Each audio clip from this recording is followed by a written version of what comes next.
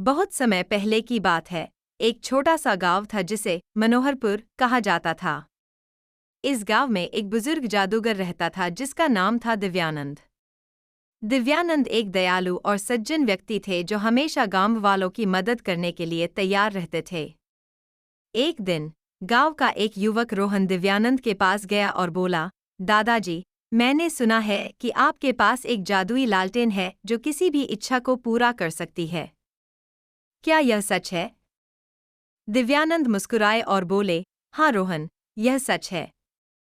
लेकिन इस लालटेन का इस्तेमाल करना बहुत ही सावधानी से करना पड़ता है। यह सिर्फ उन इच्छाओं को पूरा करती है जो निस्वार्थ हों। रोहन ने दिव्यानंद से विनती की कि वह उसे लालटेन का इस्तेमाल करने दें।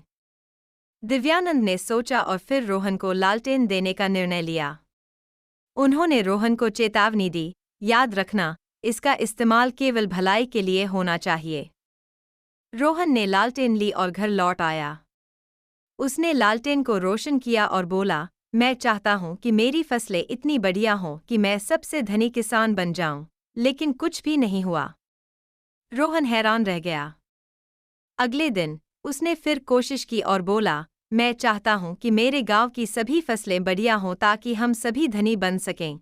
इस बार लालटेन जगमगाई और रोहन की इच्छा पूरी हुई। गांव में सभी की फसलें लहलहा उठीं और सभी बहुत खुश हुए। यह देखकर रोहन को समझ आया कि लालटेन सिर्फ निस्वार्थ इच्छाओं को पूरा करती है। उसने दिव्यानंद के पास जाकर सब कुछ बताया और उनसे माफी मांगी कि उसने पहले स्वार्थी इच्छा की थी। रोहन ने इस सबक को दिल से लगा लिया और गांव के लोगों के साथ मिलकर काम करने लगा। गांव मनोहरपुर हमेशा खुशहाल और समृद्ध रहा,